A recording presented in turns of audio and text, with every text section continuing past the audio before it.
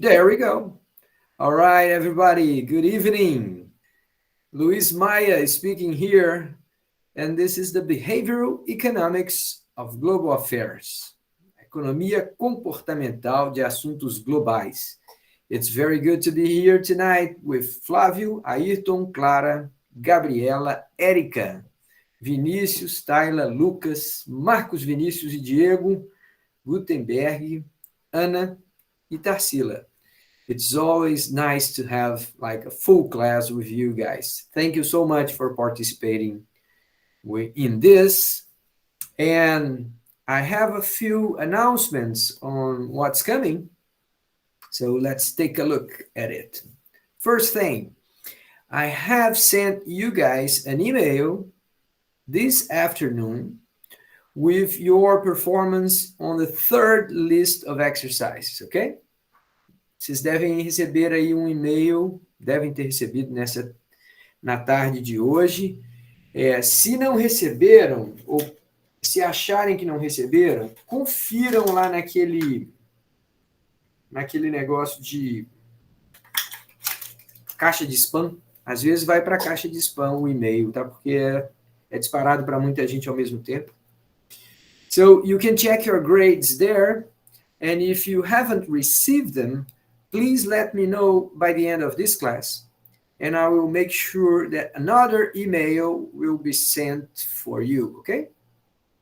Se você não tiver recebido mesmo o e-mail nem na caixa de spam, me avisa no final da aula hoje, que eu disparo uma nova mensagem para você com a sua nota naquela terceira lista de exercícios. So this is the first announcement. The second one, well, tonight we're going to go over some of those exercises, especially those in which you guys didn't do so well. So we're going to take a look at those and make sure everyone understands why the answers are the way they are, and things like this, okay? And we are going to also be having one last list of exercises that will be available to you before Friday, but it's going to be due a few days ago. I'm sorry, a few days ahead, so don't worry about that. You will always have time enough to work on those exercises, okay? But yeah, it's going to be available to you before Friday. And the last announcement, tonight we're going to be talking about another very interesting topic, which is unethical behavior in organizations. Então, hoje nós vamos discutir um assunto quente, pessoal. Nós vamos falar sobre comportamento antiético dentro de organizações, escândalos corporativos. Será que boas pessoas podem acabar fazendo coisas inomináveis, coisas incríveis, que mesmo depois, quando elas são confrontadas fora das organizações, elas acabam se indignando consigo mesmas, sabe? Pensando assim, puxa, como eu fui capaz de fazer aquilo? Então nós vamos tentar entender como é que as pessoas se comportam dentro de organizações, muitas vezes de maneira que divergem dos seus comportamentos pessoais individuais. All right, so this is a hot topic. I believe you guys will like to hear what I have to say about that and how behavior economics approaches these issues, okay? All right, any questions before we start? Nope. Okie dokie. So let's go and take a look at the third list of exercises, okay? So as always, we have 10 questions. The first one, well, 93% of you got it right. So we are not going to waste time reviewing that one. We just check here. Someone else is coming. All right. Now let's take a look at the second question. Here, only 22% of the people got it right. Wow. That was surprising. Maybe I made some mistakes. So let's have a look at this. About choice architecture, which of the following statements is false? Okay, we have to find a statement that is not correct. Okay? All right, the first one goes like this. Nudges are aspects of choice that tend to alter people's behavior in a predictable way without limiting any options or significantly changing their economic incentives. Essa é a definição de nudge, inclusive que estava nas fichas de aula. Mas eu sei o que pode ter acontecido. A pessoa leu e falou: ah, essa afirmativa está certa, já vi que é ela, e marcou. Yeah, sometimes we make those mistakes. And it doesn't matter that the teacher goes ahead and write in capital letters, false. Sometimes we miss that detail and end up making a mistake, okay? So this is a true statement. Therefore, you shouldn't have picked that one if it was the case. All right, so let's take a look at the second one. The second statement goes like this. Decision-making frequently involves individual, social, and contextual factors. Well, this is obvious. This is a true statement, so no one picked that one. Yeah, we are looking for a false statement. The third one goes like this. Among social aspects of decision-making, we can identify social norms, framing, and cognitive biases. Então, está dizendo assim, entre os aspectos sociais da tomada de decisões, a gente pode identificar normas sociais, enquadramento e vieses cognitivos. Come on, guys. Cognitive biases and framing, those are individual aspects of decision-making, all right? We studied them by the very beginning of the classes when we were still talking about individual decision-making, individual behavior, all right? So what is wrong with this statement? Well, if it went like this, among social aspects of decision-making, we can identify social norms. Okay, that is right. But then when the sentence adds framing and cognitive biases, well, that's not anymore social aspects of decision-making, okay? Those are individual aspects of decision-making. Cognitive biases, they are inside one person's head, actually in everybody's head, but each and every one of us ends up making mistakes because of cognitive biases, okay? All right. The last one, many people picked that one too, so let's have a look. Successful nudges may very well be transparent. That is clearly identifiable by individuals. And that is correct too. So I guess that was again the same mistake. Some people thought that you were supposed to find a correct statement, and then you ended up picking that one, okay? But the only wrong statement that we have here is the third one, because framing and cognitive biases, they are individual aspects of decision-making, okay? Any questions? All right, let's have a look at the third one. Yeah, the third one, you could choose two different solutions. Now, let's have a look at this. It goes like this. Observe the picture of a nudge below and indicate which factor is not present in that case. Então, observe a foto de um empurrãozinho abaixo e indique qual dos fatores não está presente. Então, a gente precisa ver a foto, né? Senão não dá para discutir. Vamos voltar para cá para cima, pegar as perguntas. Vamos ver a foto da questão 3. All right. So what can we see here? We see a paper dispenser. So people are washing their hands. When they want to dry up their hands, they go to this thing and they look. And they see that the paper is, as it goes down, it reveals that when we use too much paper, we are not helping the planet, right? We're not helping sustainability and things like this. All right. So the question is, which factors are not present, okay? So let's have a look at the first one, reciprocity. Reciprocidade é quando você faz alguma coisa para alguém e a outra pessoa se sente obrigada a fazer algum tipo de favor de volta. Well, we can't see any reciprocity here. You see? I can't see any reciprocity in this picture. It's not like you feel like you should help someone because you were helped or something like that. So, no. The first one is a good possibility. You could have picked that one. Now, take a look at the second one. Feedback and reminders. Informação e lembrete. Yes, this I can see here. Reminder. You know, when you're using paper, not always you think about forests, right? But then it is a reminder. Please do think about how many forests may be, I don't know, harmed because of excessive use of paper.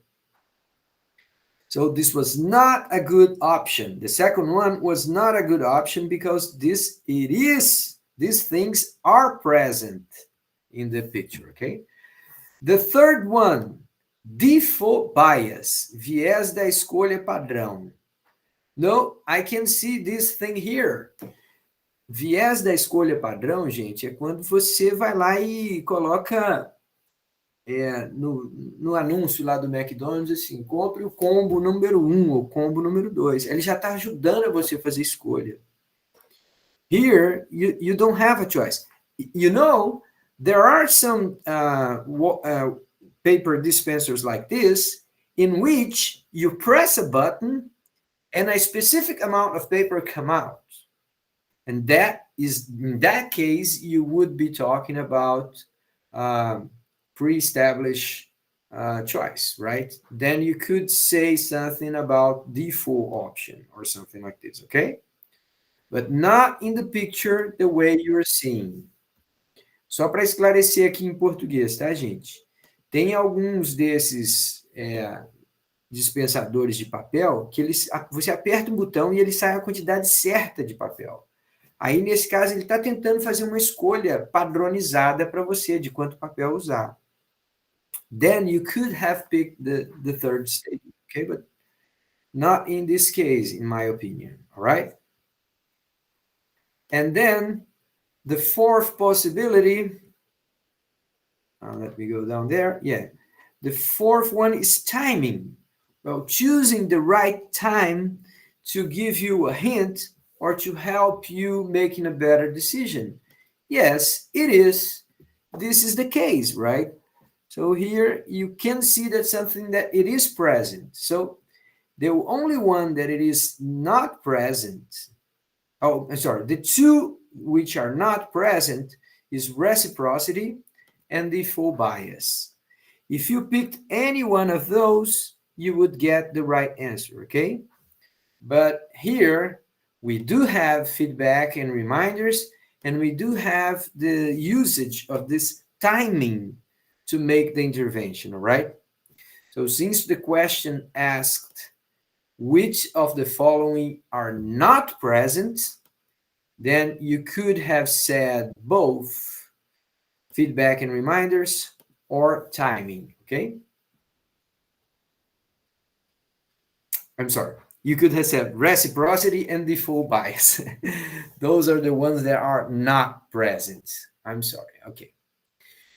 All right, then. So this was the third. Let's take a look at the fourth one because I noticed that many of you got it wrong too, okay? So the fourth goes like this. Observe the picture of a nudge below and indicate which factor is not present in that case. Igualzinho. É o mesmo tipo de questão. Observe a foto e indique qual elemento que não está presente. All right, what is the picture showing? It is showing this very cute dog, and it's like funny, and he's trying to show you the way you should use your masks or not, and things like this, right? So what do we see here? Do we see feedback and reminders? Yes. It is a reminder. It is some information. Yeah. So The second one, do you see affect, which means afeto? Sim, gente, e o afeto também é um elemento que pode ser explorado no nudge, tá? O nudge pode se beneficiar de uma foto fofinha, de uma imagem quentinha, de solidariedade, de amizade, de confiança. Yeah, we can use those aspects in nudge too, okay? So, yeah, these two guys here, they are present. Now, let's take a look at the third element here, authority. Can you see any authority in this picture? No, this is not present, right? We don't obey orders from a dog. Well, most of us do not obey orders from a dog. There are some very special cases in which those things can happen, but not here, okay? And the last one, pleasure, satisfaction. Yeah, this is a funny picture, right? So yeah, we enjoy looking at a picture like this. So this is also present. The only element which is not present here is authority, okay? Let me take a look at the answers and see how many of you got this thing right or wrong, okay? Let's take a look here. Question 4. Well, at least 2/3, 66% of you got it right, okay? This is the element that was missing in the picture. We don't see authority in that picture. Now, for this one here, 86% of you got it right, but let's have a quick look here. So the question is, true or false? Sludge are like evil nudges. Organizations use their knowledge of social and cognitive biases to take advantage of people rather than to help them. All right. Obstruções são como empurrãozinhos do mal. Organizações usam seus conhecimentos sobre viés cognitivos e sociais para tirar vantagem das pessoas, ao invés de ajudá-las. So this is a true statement. It's a correct description of what sludges are, okay? All right. Question 6. A classical example of sludge occurs when government traffic control agencies impose large fines with traffic tickets on people that drive too fast. Então, está dizendo assim, um exemplo clássico de sludge ocorre quando o governo e as agências de controle de trânsito impõem multas muito grandes para as pessoas que dirigem rápido demais. Well, this is not sludge, guys. This is not preventing people from doing what they want. You see, if people are driving too fast, most of the times they are doing something that they don't want. So we are trying to help them making a better decision in this case. So it is not like someone trying to prevent you from accessing your own rights, okay? It's not like a phone company making it very hard for you to cancel a plan. It is not like that. In this case, you're trying to protect people. So even though the person who gets the fine may be unhappy, mad sometimes, but still, you're trying to help out people. You're not trying to prevent them from doing what they want, okay? And in this case, if people do what they occasionally want, society will be worse off. A sociedade vai ficar prejudicada. Então, aqui não é um sludge. Essa daqui é uma diferença que parece sutil, mas não é, tá certo? All right. Questions about this? Or is it clear? Okay, so I'll keep going. If you have a question, please stop me, all right? Now, let's have a look at question 7. Observe the picture of a sludge below and indicate which factor is present. Então, agora é para você... Professor? Oh, pois não. You want to ask a question about the former question? Professor? Consegue me ouvir? Estou te ouvindo. Professor Samuel, Professor, a minha dúvida é na quarta questão. Eu ainda posso tirar essa dúvida? Pode sim, diga lá. Em relação a essa imagem, ela me causou bastante dúvida, né? Foi até, inclusive, uma das questões que eu errei. Aham. Inclusive, porque particularmente em casa quem manda é o cachorro, né? Mas aí trazendo para conceituação, né, do nudging, do que a gente poderia absorver aí. Poderia ser uma autoridade camuflada, né? Tipo, vamos tentar impor algo relacionado ao modo certo, né? Como utilizar máscara, só que de uma forma fofinha, né? Vamos utilizar um cachorro para isso. Aí, Uhum. dessa forma absorvida, não poderia ser considerado nudging ou teria que ter alguma imagem de caráter autoritário para representar esse nudging? Não, eu acho que aqui a questão não é como que você pode fazer um nudge. Você pode fazer um nudge com muitas formas variadas, usando autoridade, usando afeto, usando muitas maneiras. O que essa expressão autoridade quer dizer é que a imagem está revelando que você pode ser inclinado a fazer uma escolha porque você reconhece um status superior, um status de alguém que sabe mais que você, que tem mais experiência que você, tem mais estudo que você naquele assunto, de modo que quando ele fala, você precisa levar em conta a opinião dele. Um cachorrinho, ele não quer dizer que a gente não tenha respeito, que a gente não tenha admiração por algumas coisas que os animais fazem, mas dificilmente a gente encontra. São raros casos os animais terem uma capacidade superior à do homem. E existem casos, tá, gente? Quer ver? Por exemplo, em relação a cheiros, é cientificamente comprovado que a capacidade de sentir cheiro, detectar, diferenciar cheiros dos animais, dos cães em especial, é dezenas de vezes mais precisa que a nossa. Então, se a gente estivesse falando de uma situação em que envolvesse cheiro, aí eu conseguiria ver assim, não, aqui o cachorro tem uma autoridade, ele tem uma habilidade maior, que se o cachorro sentir um cheiro e sair correndo, a gente também tem que sair. Ele sabe muito mais do que a gente, entende? But in this case, what you see, it is not the picture of someone with authority. It is not like the dog knows best how to use a mask. They don't know.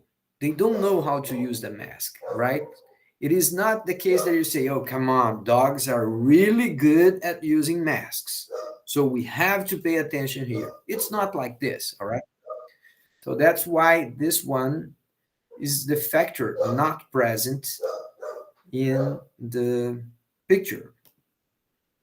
Concorda, Samuel? Discorda?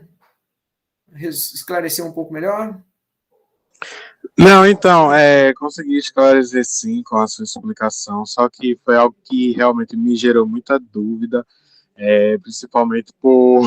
Na verdade, essa questão para mim foi um sludge, foi quase isso, mas entendi sim, eu até tentei revirar várias vezes essa questão, mas Uhum. realmente, pelos motivos que eu expliquei no início, eu realmente fiquei com muita dúvida mesmo em Yeah, relação a esse ponto.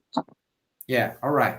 But I think now everybody understands that when we use the word authority, we are saying that someone who is much more qualified to indicate a good option, right?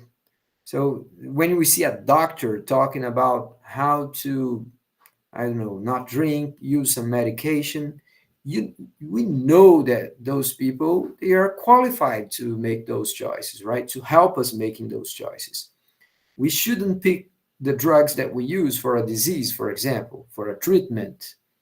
We rely on doctors for that, right?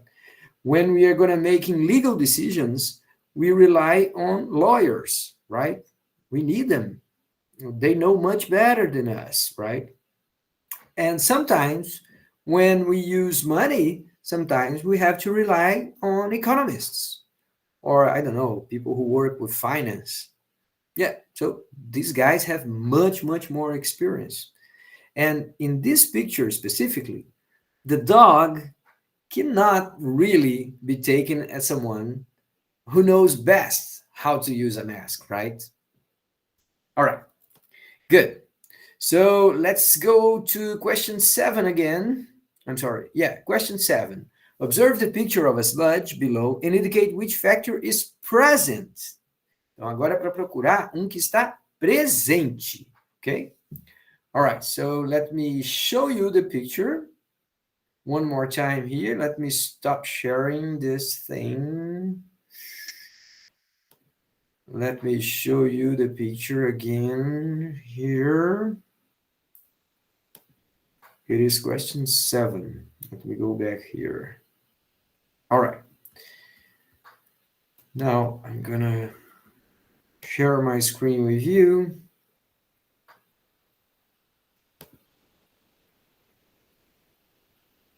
All right.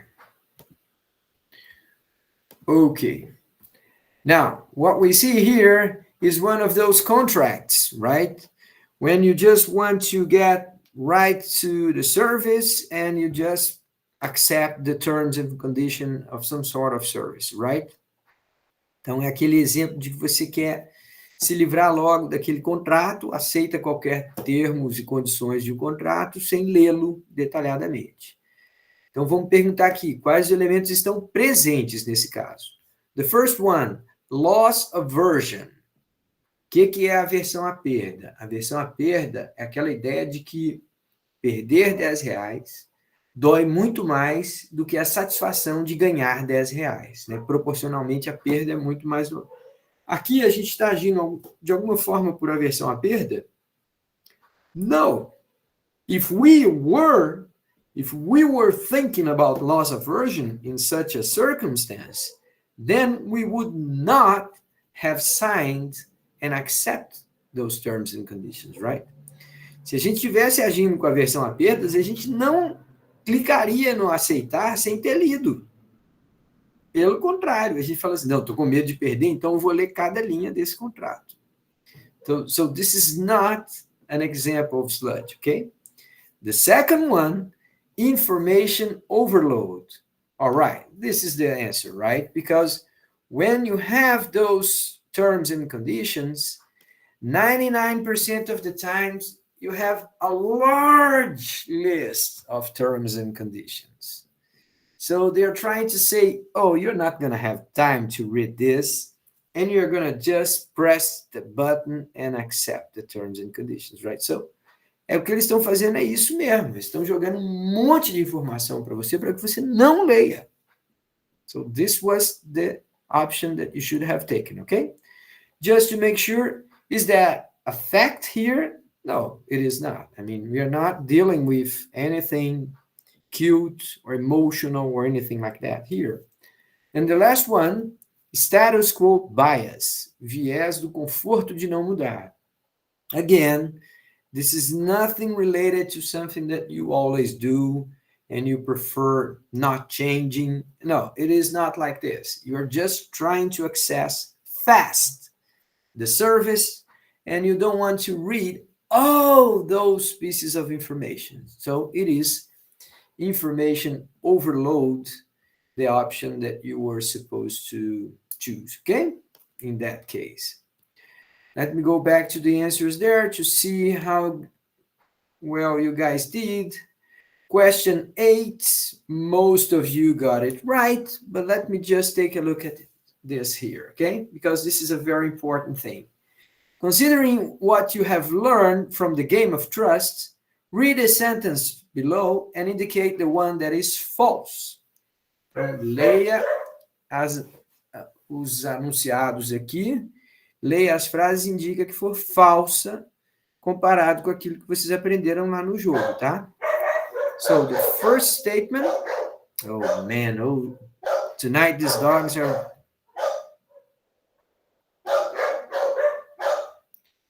All right. So, the first statement goes like this. Communication is a key factor in maintaining cooperation because misunderstandings can breed conflict. Então, aqui está falando assim, pessoal, comunicação é um fator-chave na manutenção da cooperação. porque os mal-entendidos acabam gerando conflitos. Yeah? Just a second, please, guys. Just a minute, please. Let me stop this thing here for a minute.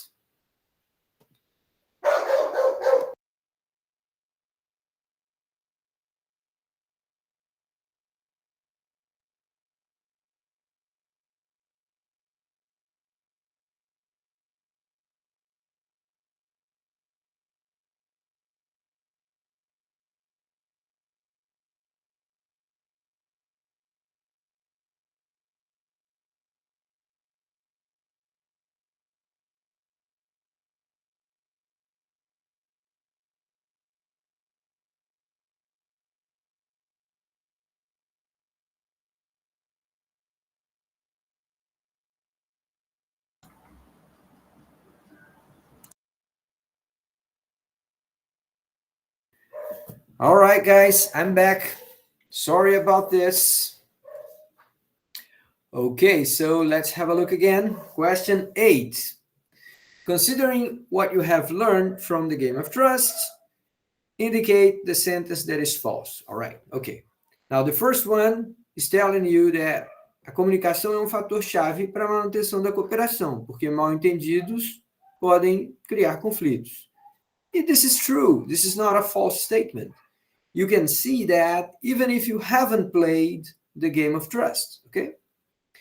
The second one goes like this. Frequent interactions are not necessary for a sustainable cooperation, as long as people are honest. Olha aqui, gente, isso aqui que é impressionante nesse jogo. Esse jogo mostra pra gente que é importante ter interação com quem a gente coopera. Se a gente se distanciar, encontrar poucas vezes, a tendência é que a confiança caia. Então, interações frequentes são importantes. And the statement is saying frequent interactions are not necessary for a sustainable cooperation, right? So this is the false statement. Just making sure the third one goes like this. Cooperation in the workplace is not a matter of luck. Cooperação no mercado de trabalho não é uma questão de sorte. Verdade, não é não. Você tem que planejar, você tem que organizar, você tem que promover a cooperação. Ela não aparece do nada. And the last one, cooperation schemes in which gains are not equitably distributed tend to fall apart. Então, esquemas de cooperação em que os ganhos não estão distribuídos de forma equilibrada tendem a se desfazer. Yeah, so the only false statement is the one that ignores the importance of frequent interactions, okay? All right. Just to finish this thing up, question 9. The garbage can model of organizational behavior is simply a very sophisticated description of poorly managed organizations. Então, está dizendo que o modelo lata de lixo é simplesmente uma descrição sofisticada de organizações mal geridas. This is false, ok? O modelo lata de lixo não quer dizer que a organização é mal gerida. A gente disse aqui até que qualquer organização, por mais bem gerida que for, pelo menos parte do tempo, pode se comportar como aquele modelo lata de lixo mostra. All right.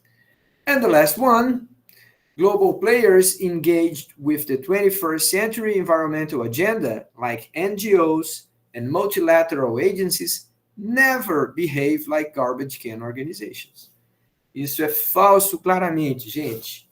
Toda vez que a gente lida com orçamento, toda vez que a gente lida com trabalho voluntário, toda vez que a gente lida com as agências multilaterais, a gente tende a encontrar aquele tipo de comportamento nem sempre tão racional, que é descrito no modelo de lata de lixo. All right? Okay, then. So those were the things that I wanted to say about our list of exercises. If you don't have any questions, I'm going to move on to our next topic. Anyone would like to ask a question?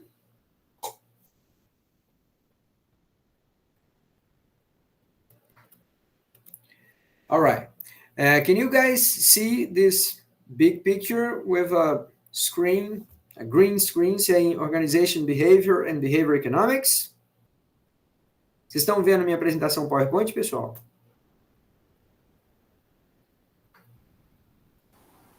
Não, professor, não. A gente está vendo aqui a tela. Você está compartilhando a tela com a gente, a tela da reunião. Eita. Então, deixa eu interromper aqui. Obrigado por informar. Parar a apresentação. Apresentar. Vamos ver se agora vai.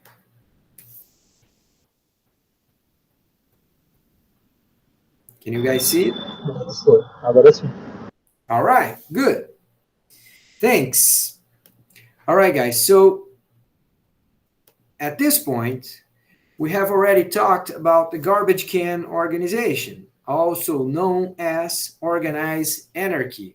By the way, whenever you see these three letters here, AKA, those mean also known as, também conhecido como, organized anarchy, okay? So we have seen this thing here. We still have to look at sustainable business, and we still have to discuss unethical decision-making in organizations. Tonight, we are going to be talking about this guy here, okay? Unethical decision-making in organizations. All right. To teach this thing, I'm going to give you like a present. Your activities on Friday, they will be to watch this video about the emperor's new clothes. Vamos perguntar aqui, pessoal, quem é que já ouviu falar dessa fábula, da roupa nova do imperador? É uma história de criança, muitos anos atrás. All right, but... Ó, tem gente que já ouviu falar dessa história. Eu vi aqui. Marcos já tinha escutado falar, quem mais? Acho que mais alguma pessoa também levantou a mão.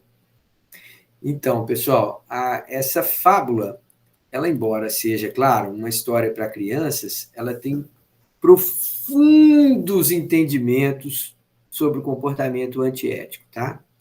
All right, so I'm not gonna discuss those right here, okay? I want you guys to go back to these slides here, this one and this one, after you have watched the video that I will post for you on Friday, okay? What I'm going to be talking tonight is about some concepts that helps us understanding the answers for a few questions. And the questions go like this. Can a good person do bad things because they are part of an organization? Então, a primeira pergunta é assim: uma pessoa boa pode acabar participando de coisas ruins, antiéticas, desonestas, quando ela estiver fazendo parte de uma organização? Well, that seems like a not very pleasant question, but we can guess that it is true, you know. Yes, good people can end up doing bad things when they are part of an organization. Let me tell you one example that I have discussed before here. I think I have told you before, but then again, let's check.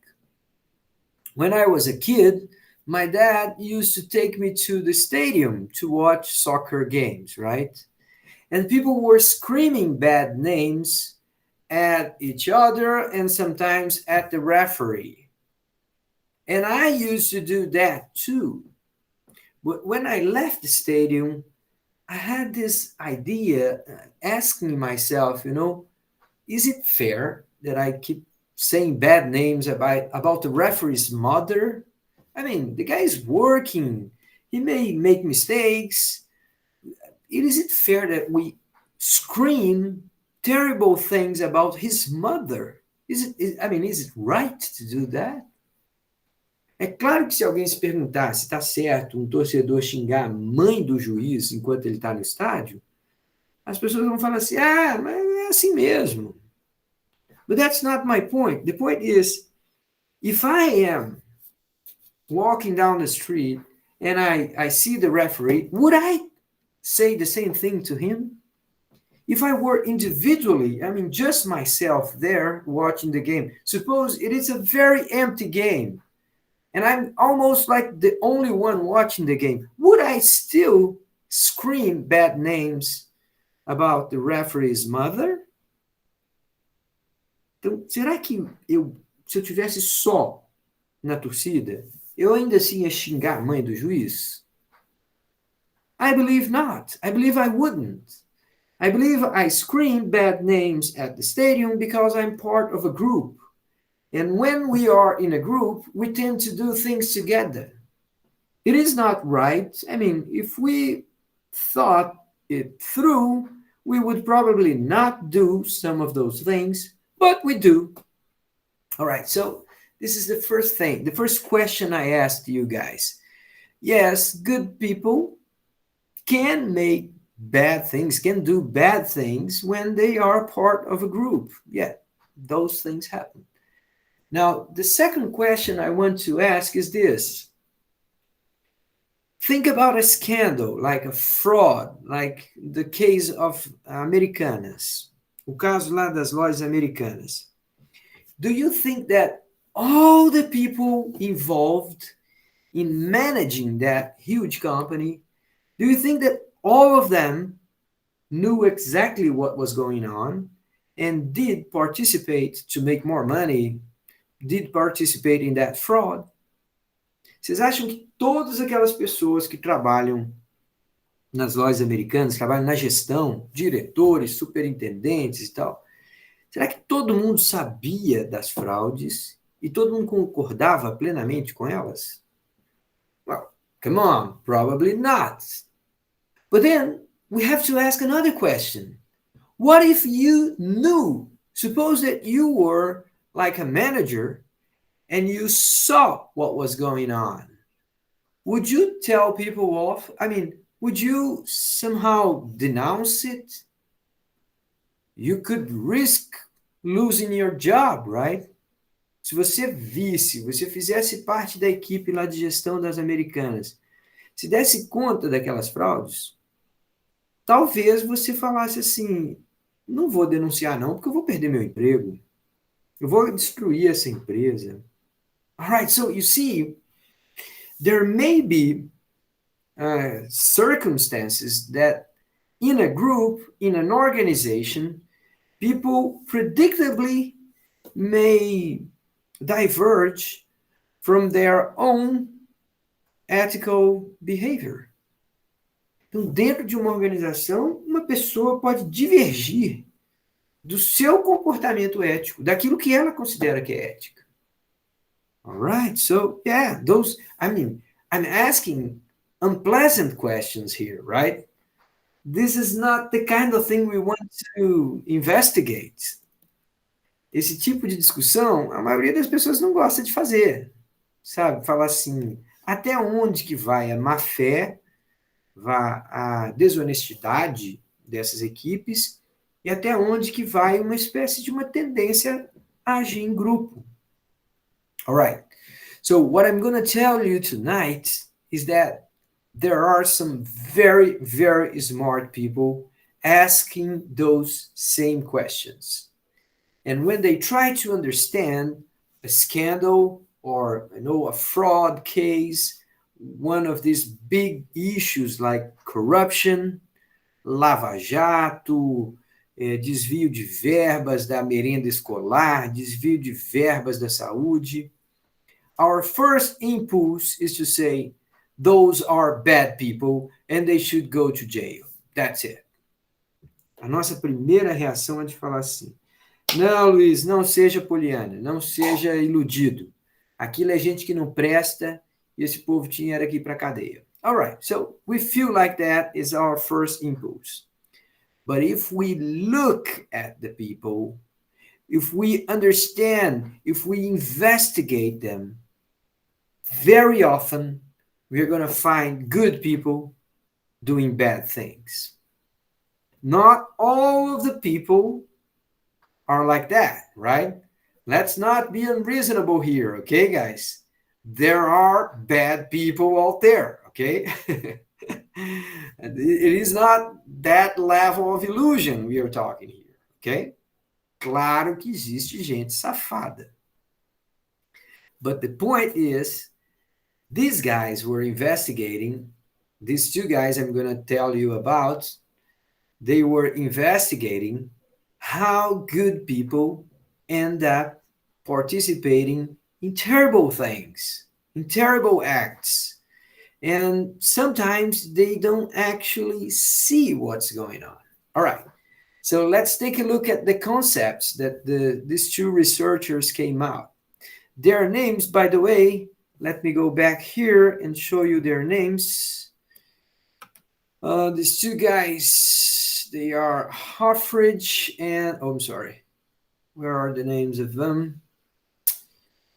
It's here. No, it's not. Yeah, it is.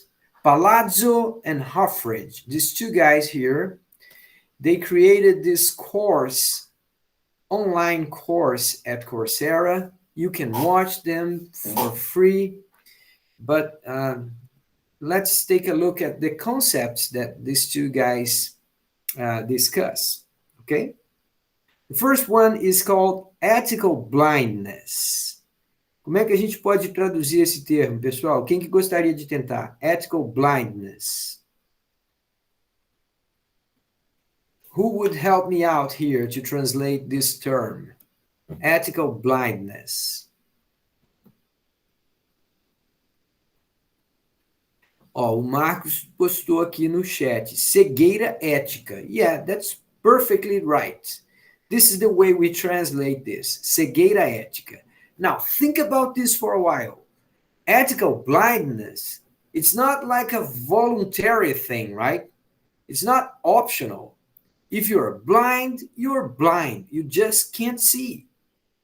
All right, so at some contexts, or in some circumstances, you may not see what's wrong, okay? So let's take a look at the description of ethical blindness. It is this temporary inability to see ethical aspects of a decision, many times due to strong contexts. Então, é uma inabilidade temporária de perceber aspectos éticos de uma decisão, muitas vezes por conta de contextos fortes. All right, so we are going to describe in just a little bit what are strong contexts, ok? Daqui a pouquinho nós vamos discutir o que são contextos fortes. But then again, there's like at least some examples here.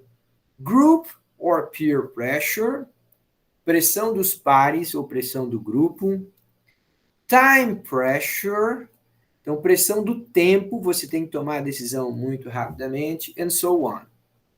Now, what happens when you have ethical blindness? First, well, the first thing is like people do deviate from their own values. As pessoas agem em desacordo com seus próprios valores. O segundo ponto, it is context bounded. Em outras palavras, só acontece naquele contexto.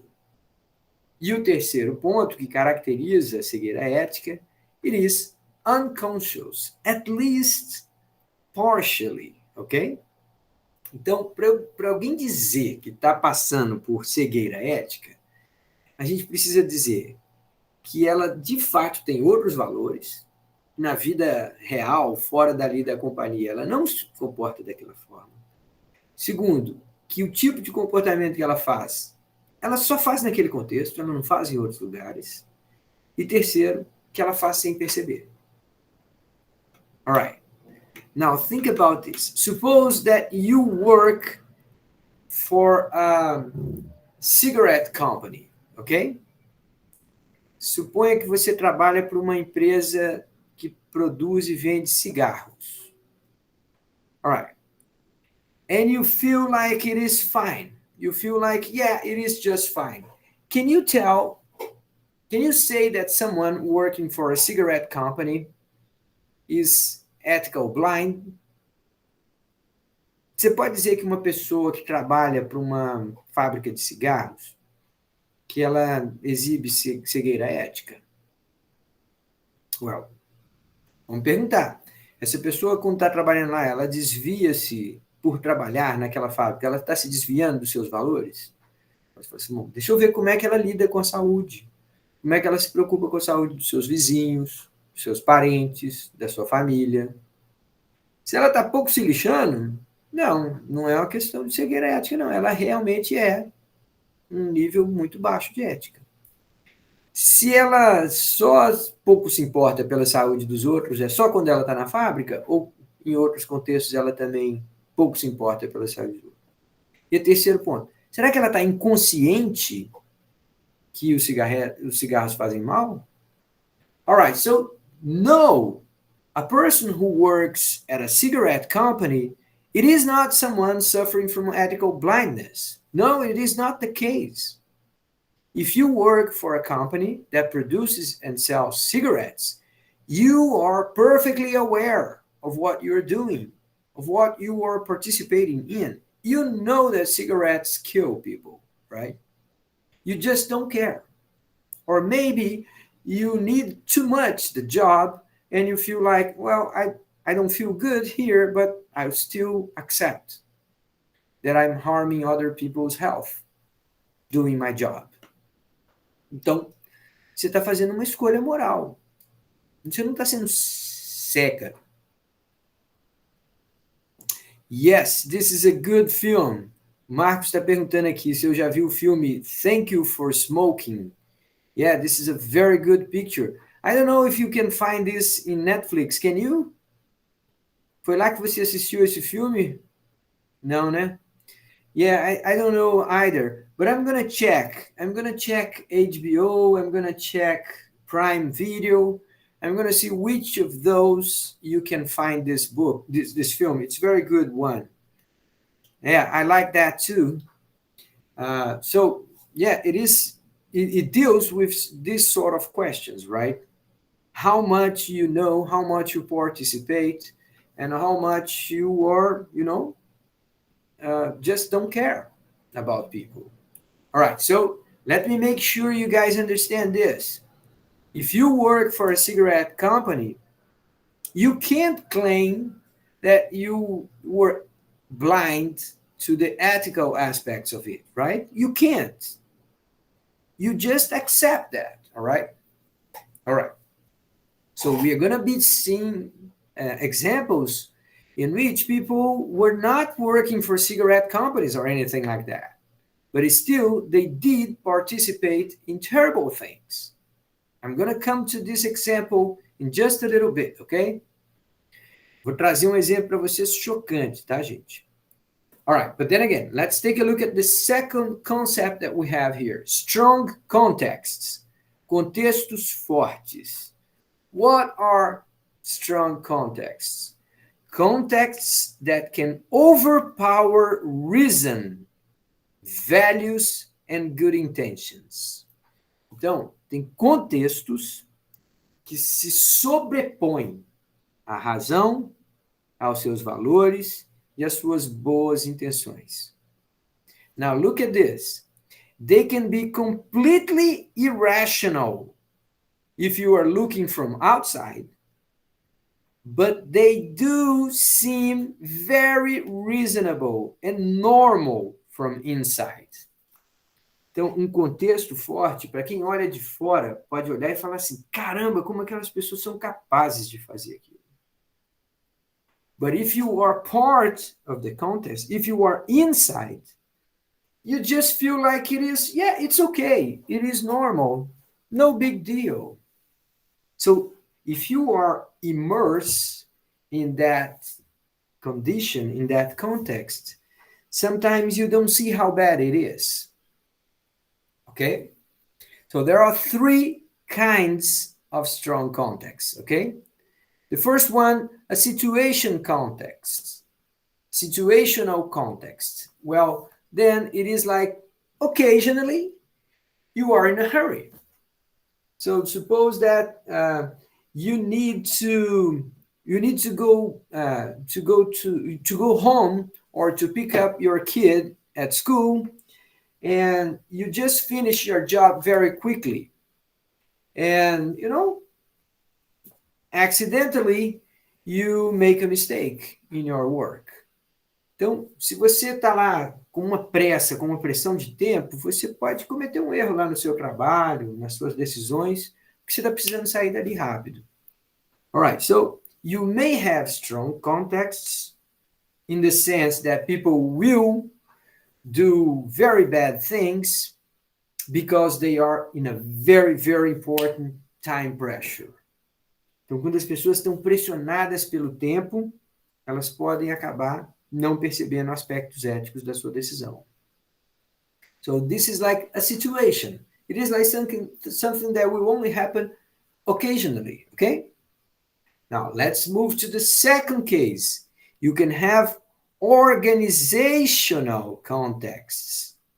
Now, organizational contexts, then you can see that things are created to avoid ethical evaluations, ok? Então, suponha que você trabalha num abatedouro, tá? Você faz a contabilidade do abatedouro. Aí, você escuta as pessoas falarem que o abatedouro joga as carcaças dos animais, dispensa aquilo ali de uma maneira que não é sustentável. Enterra em lugar que não pode, manda para outros cantos e tal. Você escuta falar, mas você não vê. Toda a fábrica é estabelecida ali para você não ver o que acontece. E você só faz a sua contabilidade. Está lá trabalhando a contabilidade. Ah, minha parte é só essa aqui. O resto não tem nada com isso.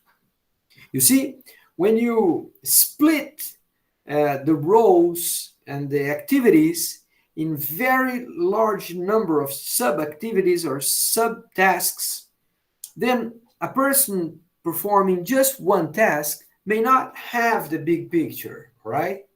So this is a very common feature of modern organizations. Esse é um aspecto muito comum na maior parte das organizações modernas. As pessoas que estão executando uma tarefa, elas não têm a visão geral de para onde que aquela figura está indo. So you are just like a small piece of equipment, or a small piece in a large machine, and you don't see what the machine is doing. All right, so organizational contexts, they can be like this. We can also have them when you have very strong incentives to operate like this or like that. But those are like the rules of the game, It is established. You can see how things were designed to be. São parte dos aspectos de como uma organização opera. Você viu que alguém planejou que fosse daquele jeito, ok? And the last one, the most profound level of strong context is when you have actually a culture in this organization. Now, when you're talking about this, you say, like, people do think the same. Então, uma vez que você participa daquela organização, você abre mão dos seus valores para incorporar os valores da organização. So this is like a very profound way of interfering with people's choices, right? So the first one is just like situational. Occasionally, it happens. The second one, you have a structure that was designed to prevent you from making difficult questions. And the third one, it's like you absorb values that are not yours, okay? You are into it. Okay, so this is the second important concept that we have here. And the last one, we have cognitive frames. In other words, narrow framing. Então, gente, os enquadramentos curtos é aquele exemplo de que eu dei para vocês, de você dividir tarefas em pedacinhos pequenininhos. Daí a pessoa fala assim, não, eu estou fazendo a minha parte aqui, a minha parte eu não estou fazendo nada de errado.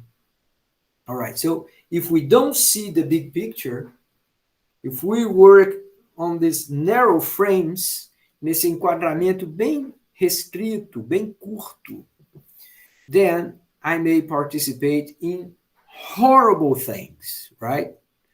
Então, assim, num extremo, eu poderia falar assim, eu estou aqui limpando a arma que o meu chefe vai pegar para matar alguém. Mas, não, eu só estou limpando a arma, não sabia o que ele ia fazer com a arma. But I somehow is participating and helping him to do something terrible. All right? All right, so you can see that we will always be in doubt on how much people are aware of those things, okay?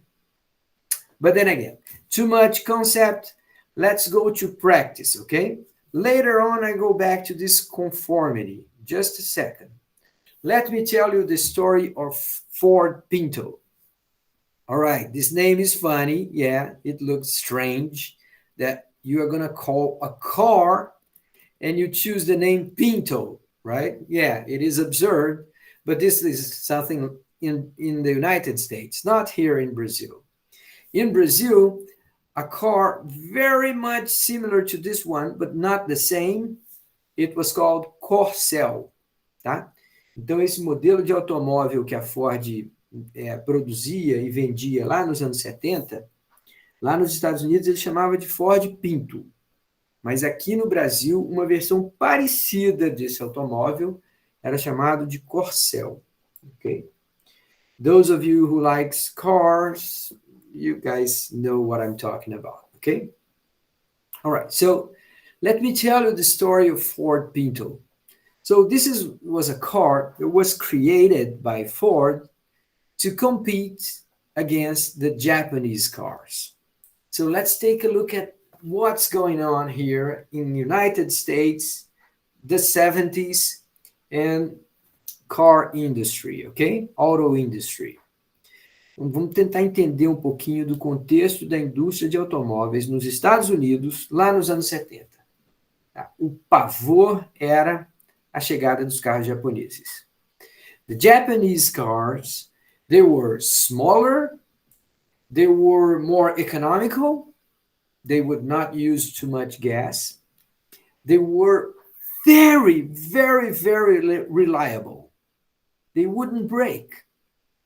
Então, de repente, os Estados Unidos se viram em pânico para tentar competir com carros japoneses que eram muito econômicos, que eram menores e que não quebravam nunca, muito confiáveis. Eles não quebravam, não quebravam. Você dirigia o mesmo carro 10 anos e você não precisava ir no mecânico.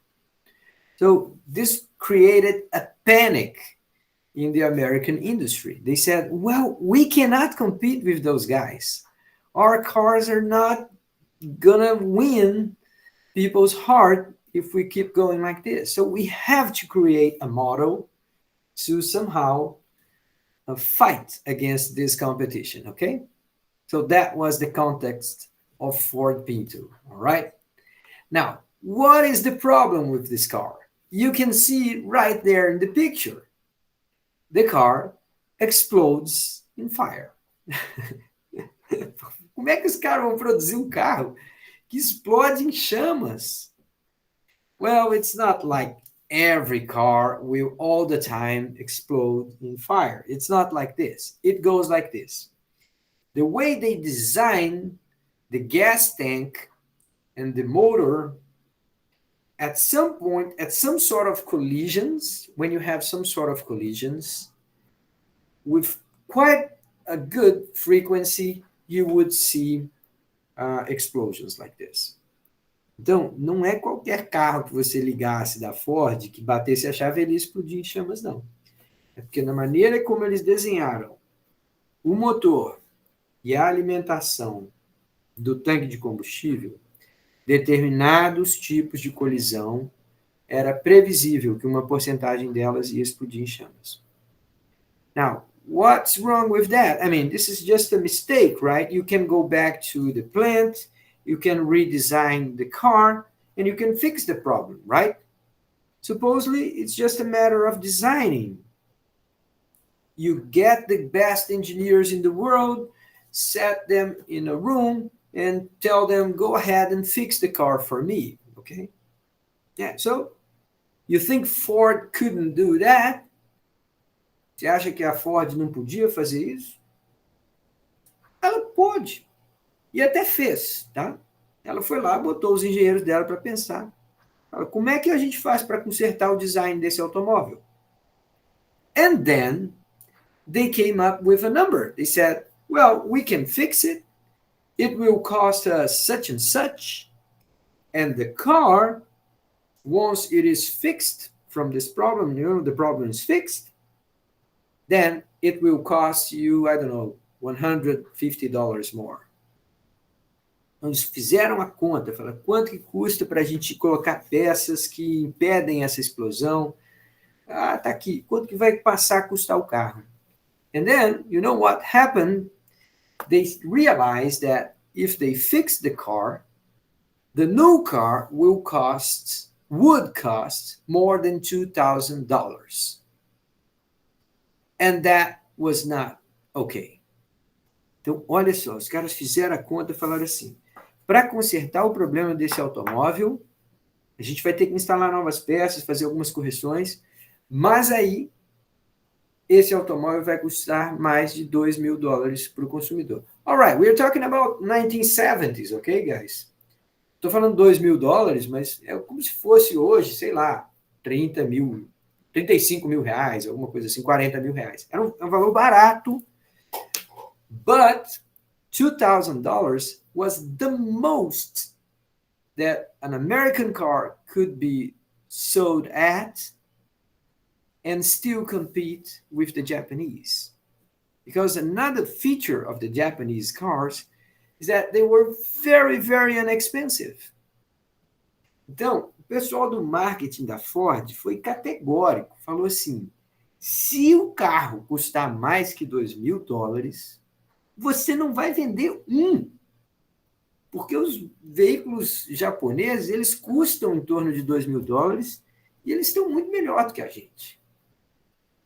So we can't have a car with a price higher than $2,000. Well, then you have a problem, right? Because it's not anymore a matter of engineering. It's not a matter of a technical decision. Now it is an economic decision, right?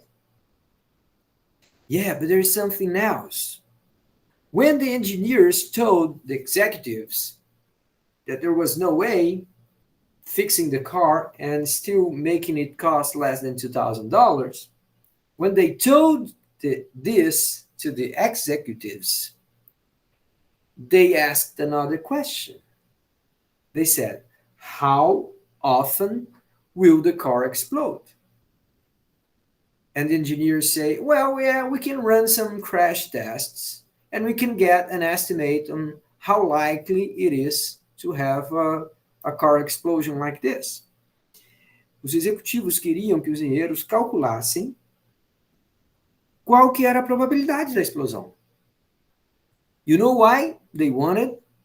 Because they made a calculation. They said, how often will this thing explode in fire? Now, how much do we have to pay for the families if the car explodes in fires? So let's multiply those, and then we can see what is going to be more expensive. To fix the car and lose some sales, or to keep the car as it is, and we pay in court the money that families will request. Olha só que os caras estavam fazendo a conta, gente. Falando assim, por um lado, quanto que vai me custar para consertar o carro? Quanto que eu vou perder de vendas vendendo um carro tão mais caro e tal? Do outro lado, eu falo assim, Quanto que eu tenho que pagar de indenização às famílias? Algumas delas com morte. Outras com pessoas sequeladas, com pessoas, né, perderam membros, desfiguradas por causa da chama. E os caras executivos da Ford acharam que era uma questão puramente econômica. They looked at this and said, oh, all right, which one is more expensive? Yeah, let's keep the car the way it is. And we're going to pay in court whatever they ask. Então, os caras fizeram a conta. Não era nem para fazer a conta, porque você não pode colocar na balança, de um lado, dinheiro, do outro lado, vidas humanas.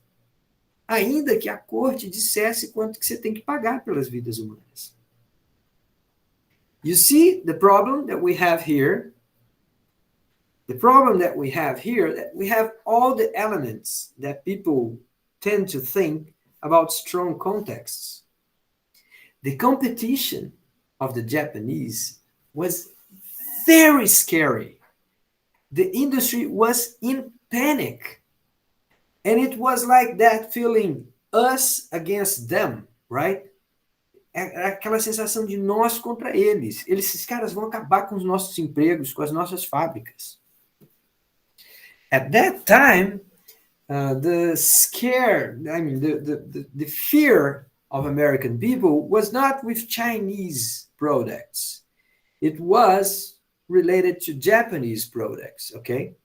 At that time, that was the most important concerns of American families.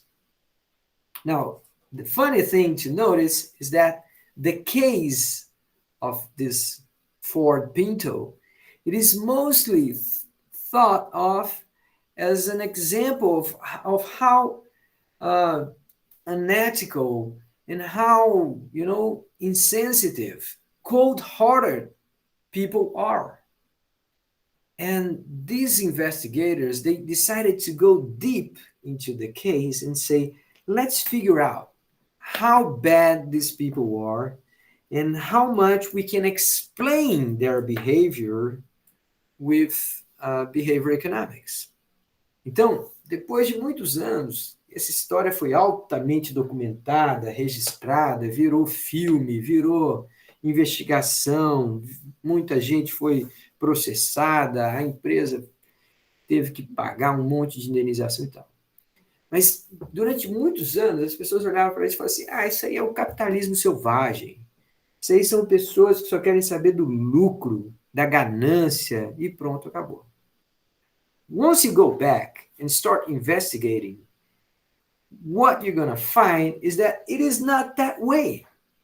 Lots and lots of people who participated in those decisions, later on, they told publicly what they felt. They said, look, you may believe me or not, but I was not aware of what a grave decision I was making. I didn't realize, I couldn't see how grave the decision was. Some of us can believe him, some cannot, but still, he's trying to tell you that it happens. Pessoal, um dos caras mais famosos que era executivo da Ford nessa época era um cara chamado Dennis Iacocca, um cara que ficou famoso como sendo um dos mais importantes executivos da indústria automobilística de todos os tempos. E esse cara dizia abertamente assim, você pode acreditar em mim ou não, mas eu acho que vocês devem estudar isso, porque outras pessoas, como eu, que vão à missa, que fazem doação, fazem obra de caridade, pensam no bem comum, respeitam seus vizinhos, tratam bem as pessoas. Eu sou uma boa pessoa. E eu fiz essa coisa horrível. Se vocês não estudarem isso, outras pessoas boas como eu vão fazer coisas horríveis. E não é uma questão de só ser gente que não presta. So this guy, he was telling you, look, you may believe me or not, but you can be like me. Você, se tiver no mesmo contexto que eu estive, provavelmente faria a mesma coisa que eu fiz. All right, so that was a good argument. So Let's have a look at here of the things that we have to pay attention in this case, okay? First, one thing that I told you, the cost of fixing the car was greater than the estimated cost of financial compensations, ok? Então, era mais caro consertar o carro do que ficar pagando para o juiz ou no júri, né, na justiça, as indenizações. The production of this car went on even after accidents became frequent. Então, os caras continuaram a produzir os automóveis. You may look at me and say, come on, Luis, this is absurd. They should have stopped. And then I have to remind you, these were the 70s. Lá nos anos 70, gente, não tinha nem teste de colisão. Não era obrigatório usar cinto de segurança. Ninguém usava cinto de segurança. Você andava com crianças no banco da frente do carro, sem nem preocupar, sem cinto de segurança. Não tinha airbag. Não tinha freio ABS. Não tinha nada disso. All of those concerns about safety came after cases like this. So at those points, if you had a collision and the car exploded in fire, most of the times you would not blame the car company. You would blame the traffic, the driver. It was not natural to think that fires in cars should be avoided by the company. Então não tinha essa visão de que você atribuísse a culpa ao fabricante do veículo. Tudo isso só veio depois de escândalos como esse. From a conventional view, this is bad people doing bad things to others. Aqui, ó, falei Denis Iacoca, I'm sorry, é Denis Goya, tá, gente? Iacoca é um outro executivo também famoso, sorry.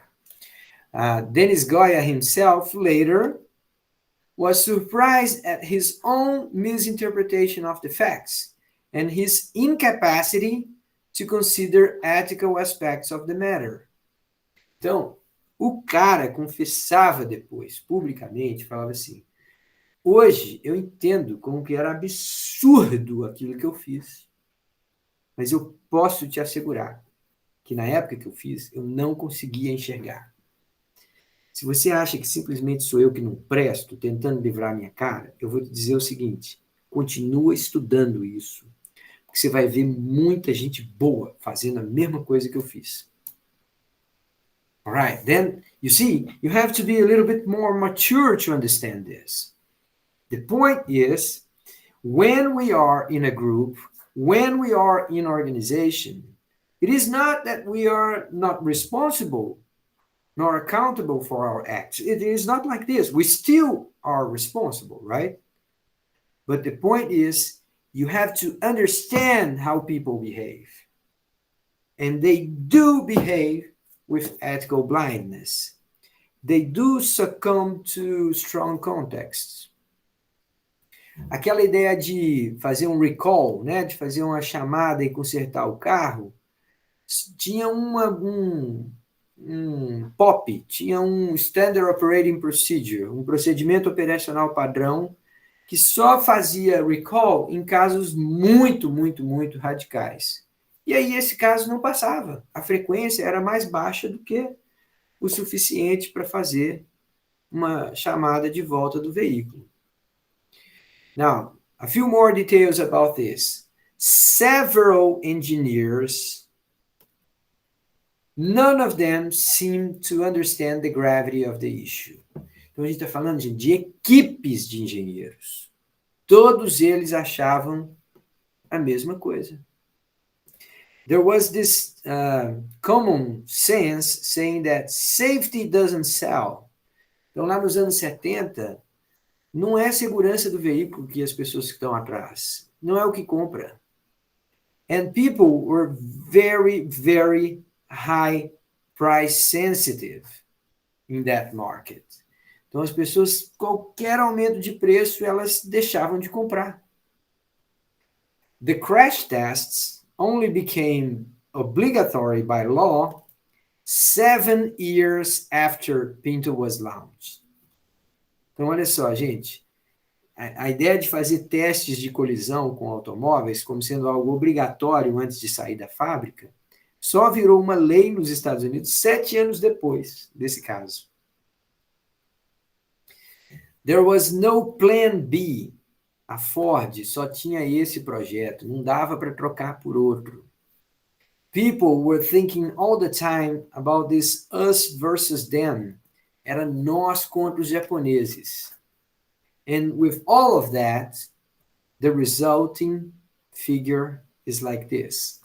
500 people were killed because of these decisions. 500 pessoas foram mortas porque a Ford escolheu fazer isso. All right, now, when you look at this, you may say, well, I don't believe those guys. I think they are just mean and dreadful people and they deserve to die or to go to jail or something like that. But what they're trying to say is this. If you were in my shoes, you would do the same. Now, let me stop sharing here the presentation and let me hear a little bit from you. What do you guys think about this story? O que vocês acham dessa história do Ford Pinto, gente? Todo mundo entendeu? Eu gostaria de fazer alguma pergunta específica sobre essa historinha? Historinha não, né? Um caso horrível, né? Let me see. Your comments here on the chat.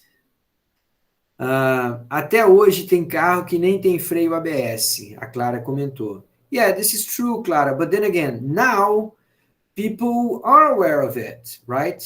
When you are going to buy a car, you look for this kind of features, right? So now we are informed about this.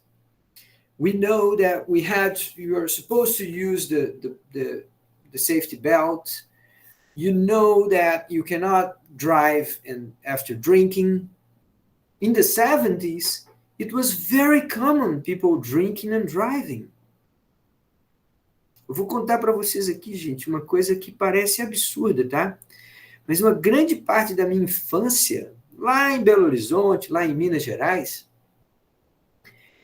o nosso domingo era assim, a gente saía de casa de carro, 4 filhos, meu pai e minha mãe no banco da frente, os 4 filhos atrás. A gente ia para a ABB, Associação Atlética do Banco do Brasil, um clube, passava o dia na piscina, jogando bola, tal, almoçava por lá, e o dia inteirinho meu pai tomando cerveja. Inteirinho. Almoçava, voltava a tomar cerveja. Na hora que dava 5 da tarde, ele entrava no carro e dirigia a esposa e os 4 filhos atrás. E se você perguntasse para ele assim, você está fazendo alguma coisa errada? Ele falou, não bebi demais. Só bebi, não estou trocando as pernas. Eu não estou caindo. Eu bebi, claro, mas está tudo bem. You see, those are the 70s, okay? Aquilo são os anos 70. So, I mean, when you look at this now, you may say, come on, Luis, people were killed. It's absurd. But with the way of thinking at that time, people didn't care that much, or they didn't know how grave those things were at that point, okay? O que vocês acham, pessoal? Vocês acham que tem muita gente boa fazendo coisa errada porque participa de organizações? Vocês acham que eu estou sendo muito poliana e que, na verdade, esse povo é que não presta mesmo? Let me hear from you. Quem gostaria de comentar alguma coisa?